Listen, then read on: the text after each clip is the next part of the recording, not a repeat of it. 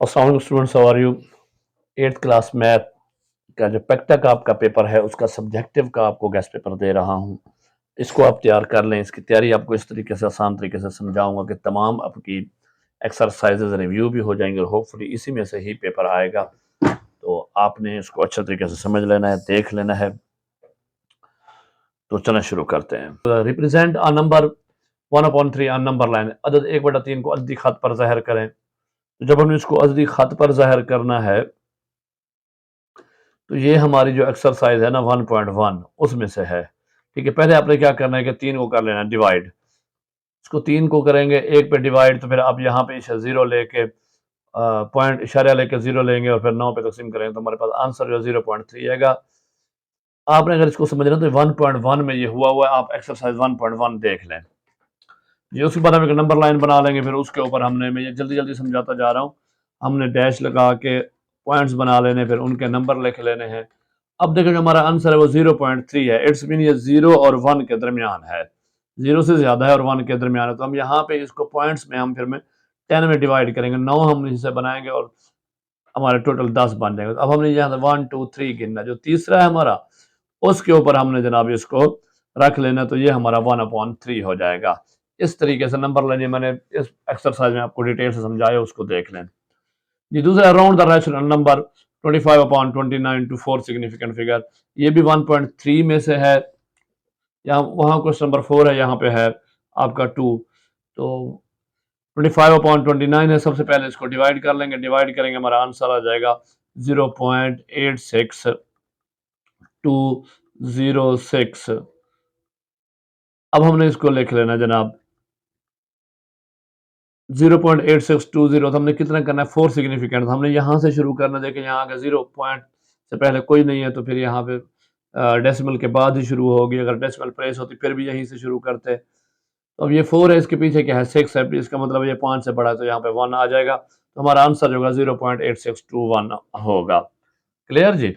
चलो जी, अगला हमारा सवाल पास है कि जनाब x इतना है, y इतना है, x इंटरसेक्शन y करें। ये एक्सरसाइज 1.14 में से है। देखिए ये हमने x इंटरसेक्शन y लिखा, x तक तो y, x की कीमत लिख दी, फिर y इंटरसेक्शन डाल के फिर हमने y के लिख ली। अब इसमें क्या होता है, इंटरसेक्शन में हमेशा होता है कॉमन, तो इसमें 3 और 5 कॉमन है, इसका आंसर ये 3 और 5 आ जाएगा। उसके बाद है इफ a इज इतना and then find the P A. Power set हमने मालूम करना, ये एक्सरसाइज 1.13 में से है। पावर सेट में हम जितने भी मुमकिन सब सेट होते हैं, ये मैं आपको ऑब्जेक्टिव में पढ़ा चुका हूँ, क्योंकि इसके देखें एलिमेंट है 3। तो हमारे पास फार्मूला क्या है, 2 पावर n होता है, 2 पावर 3 तो 8 बनेगा। तो अब ये इसके हमने पाई से लेकर 1 2 3 ये 8 इसके बना दिए हैं। इस तरीके से ये आपका पावर सेट हल हो जाएगा जी। क्वेश्चन नंबर 5 है, इफ 25 लेबरर्स आर इतने 69,509 days, how much rupees will 15 labour earn in 12 days. तो ये हमारे पास क्या है, कंपाउंड प्रपोर्शन है। ये एक्सरसाइज 1.18 में से है। तो सबसे पहले आपने इसकी स्टेटमेंट बनानी है, लेबरर्स मजदूर, रेशो डेज, रेशो रुपीज या अर्निंग पैसे। तो यहाँ पे देखें 25 मजदूर 25 9 दिन में 69,500 कमाते हैं। 15 मजदूर 12 दिनों में कितने कमाएंगे।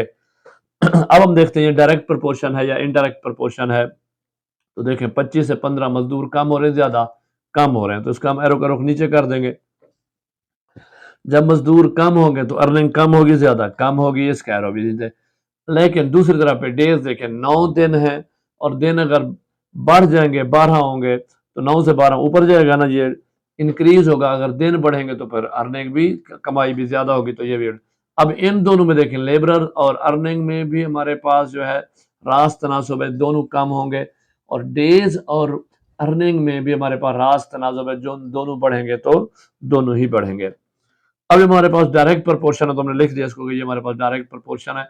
अब हमने इसको देख लेना कि जब हम डायरेक्ट प्रपोर्शन हो तो फिर हम ये स्टेप, मैंने आपको एक्सरसाइज 1.18 में डिटेल से समझाए हुए हैं, इसको अगर आपको समझ नहीं आई तो वहां देख लें डिटेल में। अब हमने क्या करना है, x/69,500। अब हमने क्या किया, नीचे वाली जो रकम है इसको ऊपर लिखा है और इसको जो ऊपर वाली है उसको नीचे लिखा है। तो इसी तरीके से फिर x/69,500 बराबर है 15/25 जरा 12/9। अब जब हमने लिख लिया तो अगले स्टेप हम क्या करेंगे, x को यहीं रहने देंगे क्योंकि हमने तो x मालूम करना है। ये यहाँ पे डिवाइड हो रही है, इधर जाके मल्टीप्लाई होगी। अब इसको देखें, कटिंग हो सकती है, हाँ जी, ये 5 पे 5 ऑफ द 5 और 5 3 द 15। अब 3 1 द 3 और 3 3 द 9, 3 तकसीम हो जाएगा 9 पर। अब 3 1 द 3 3 4 द 12, ये हो गया। अब हमारे पास यहाँ पर गया 5, तो 5 इस पर डिवाइड होगा। जब इसको हम डिवाइड करेंगे तो हमारे पास आएगा 13,900। 13,900 को 4 से ज़रब देंगे तो जवाब आ जाएगा 55,600। इस तरह हमारा कंपाउंड जो प्रोपोर्शन है, तनासब है, वो भी हल हो जाएगा। अगर cost price of car 4,80,000 and selling price 3,20,000, find loss percentage. गाड़ी की कीमत 4,80,000 रुपए है, कीमत फरोख्त 3,20,000 रुपए, नुकसान फीस मालूम करें। ये एक्सरसाइज 1.20 में से है। देखें, पहला हमने सबसे पहले हमने लॉस मालूम करना, नुकसान। वो होता है हमारा CP, cost price minus selling price. Cost price हमारी थी 4,80,000, सेलिंग प्राइस हमारी कीमत फरोख्त है 3,20,000, नफी किया 1,60,000 रुपए, नुकसान आया, नुकसान हमने मालूम कर लिया। अब हम लॉस परसेंटेज वाला फार्मूला लगा देंगे, loss divided by cost percentage multiply by 100। Values put करेंगे, लॉस कितना 1,60,000, कास्ट प्राइस कितना 4,80,000, जरा 100। अब देखिए ये चार सिफरे हैं, ये चार चार के साथ चार कट देंगे, 16 को 16 16 से 48, 3 आएगा, 3 को 100 पे डिवाइड करेंगे तो 33%, 33%, ये 33.33% आएगा। ये आपका आंसर हो जाएगा।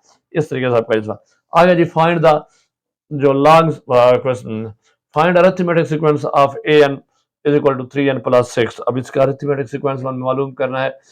इसी तरह लिखने के बाद देखिए n क्या है हमारी, ये नंबर ऑफ टर्म है, तो हम इसकी जगह पहले a1 लिखेंगे, तो n की जगह 1 लिख देंगे। 3 1 plus 6 is equal to 3 1 the 3 plus 6, 3 को 1 से जरा देंगे तो 3 ही आएगा, जमा 6, 3 जमा 6 बराबर 9। इसी तरह a2 करेंगे, 3 2 3 and 2 2 प्लस 6, 3 दोनों 6, 6 प्लस 6 12, तीसरे पे हम 3 3 करेंगे, 3 3 9, 9 प्लस 6 15, और फिर A4 पे 12 आ जाएगा, 12 प्लस 6 18, और फिर 15 प्लस 6 21। तो ये हमारा सीक्वेंस बन जाएगा, ठीक है ना। सो द सीक्वेंस अरिथमेटिक सिलसिला मरेगा 9 12 15 18 21, इस तरह कंटिन्यू रहेगा। ओके, तो find the general term of geometric sequence.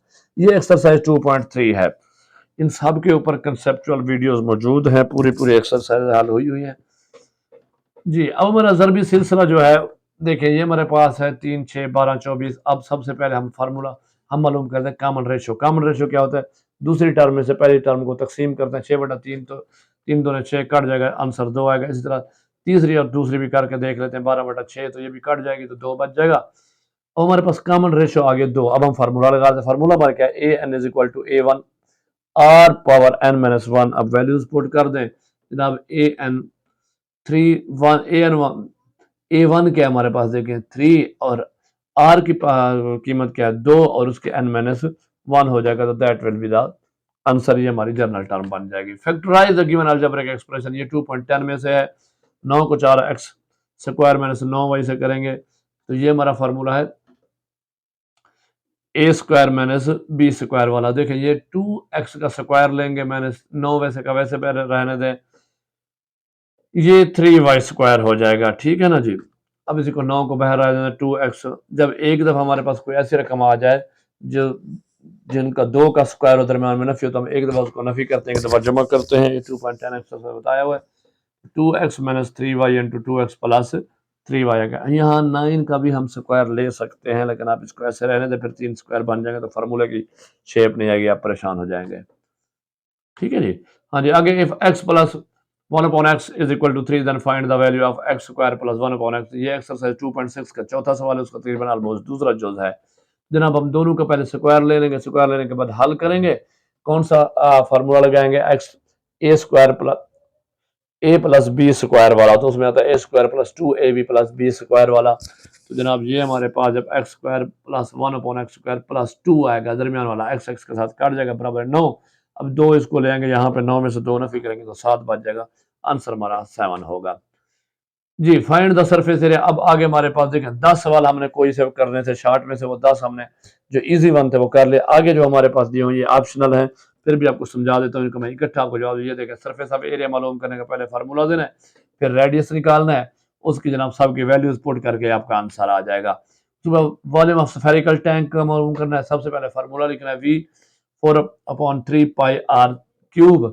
Formula लगाने पर रेडियस की आपने उसकी जो वैल्यूज दी गई है वो वैल्यूज लिखनी है, वैल्यूज लिखने में फार्मूला लगाए, फार्मूला लगा के वैल्यूज पुट करें, वैल्यूज पुट करके जनाब आपका आंसर आ जाएगा।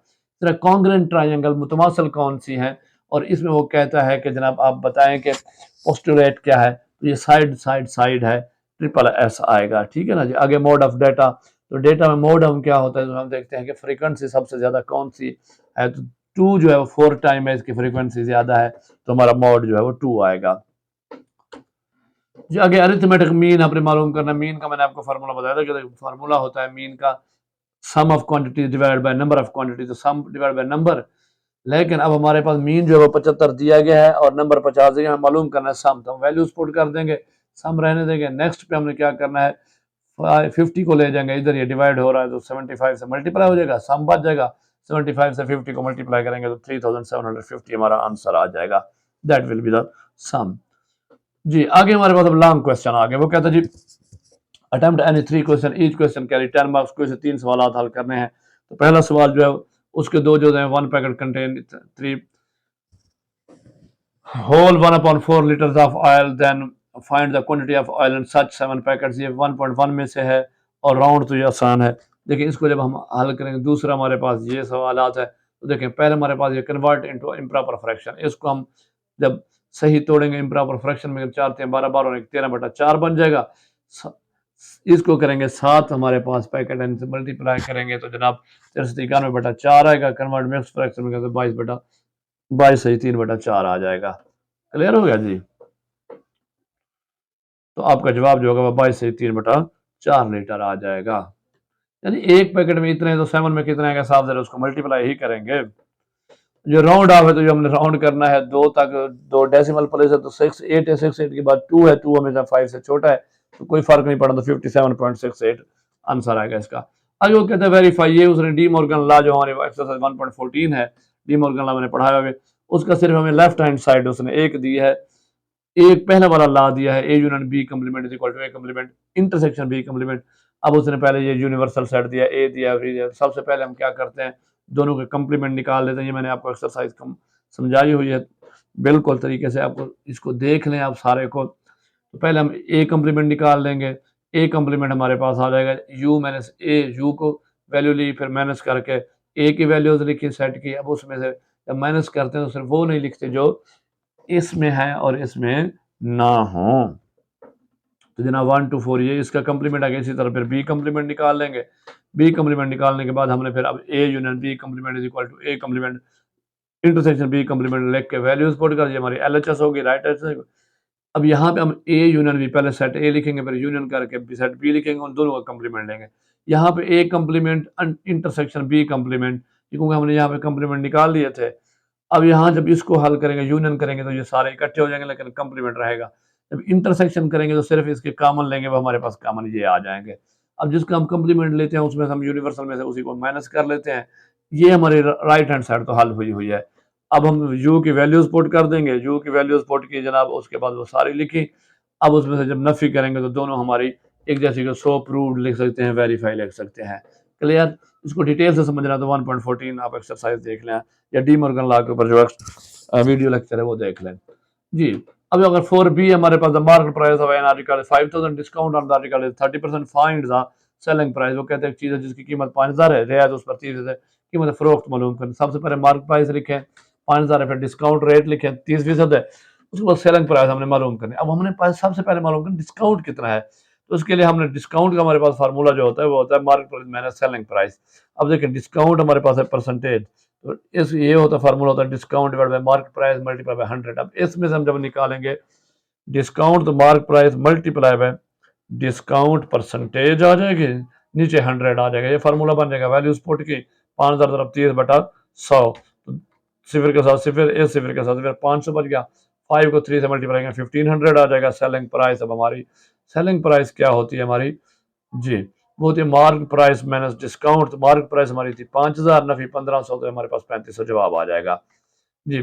पांचवा सवाल हमारा ये है वेरीफाई एसोसिएटिव लॉ। ये एसोसिएटिव लॉ हमने उसी तरीके से लिख के उनकी स्टेप 1 पे हमने ए यूनियन बी और फिर A intersection B intersection C, ये दोनों पहले उसकी वैल्यूज पुट करके कर लेंगे, तो हमारे पास जो आंसर आएगा वो हमेशा 5 आएगा, तो कोई भी इनमें कॉमन नहीं होगा। छठा सरफेस एरिया ऑफ स्फीयर, वो उसी तरह फार्मूला जिसमें आपको शॉर्ट में समझाया लगाया हुआ है, फार्मूला लगा के आप इसको हल कर लेंगे। ये हमारे पास है सीक्वेंस टर्म वाला हमने मालूम करना है। 2468 है, ए बराबर है 2, फर्स्ट टर्म हमारी 2 है A1 और कॉमन डिफरेंस में 2 है। फिर हमने A N is equal to A plus N minus one into D, ये आपने फार्मूला लिख लेना। फार्मूला लिखने के बाद जनाब देखिए वैल्यूज पुट करें 2n माइनस वन इंटू 2, इसको करेंगे 2n, ठीक है ना। -2 जब आएगा तो 2 प्लस के साथ -2 कट जाएगा तो an is equal to 2n बनेगा। अब फिफ्थ टर्म जो हो गया हमारी वो 2n की जगह हमने 5 को मल्टीप्लाई करेंगे तो आंसर 10 आ जाएगा जी। 6b जो हमारे पास ये आपके एक्सरसाइज 2.13 में से है। ये उसी तरीके से x plus 1 upon X is equal to 4, दोनों साइड पे क्यूब ले लेंगे। क्यूब लेके हमने क्यूब वाला फार्मूला जो हमारे एक्सरसाइज 2.3 में हम समझाया वो ले लेंगे, ये कट जाएगा आपस में। फिर 64 उसमें से जनाब ये इसकी वैल्यूज पुट करेंगे, ये 12 हो जाएगा। 12 में जब दूसरी तरफ आएगा तो ये डिवाइड होगा तो ये 52 हो जाएगा। क्लियर जी। क्वेश्चन नंबर 7 कंस्ट्रक्ट रोम्बस है, ये उसके सारे स्टेप आपको बता दिए हैं। ये मीडियन ऑफ ग्रुप डेटा है वो आपको बता दूं कि किस तरीके से निकलता है, ये सारा आपको हल करा दिया है। तो इस तरह 10 सवाल होंगे, आप ये सवाल आपके लॉन्ग और शॉर्ट समझा दिए हैं, इस तरीके से आपने हल कर लेना है। ओके, अल्लाह हाफिज।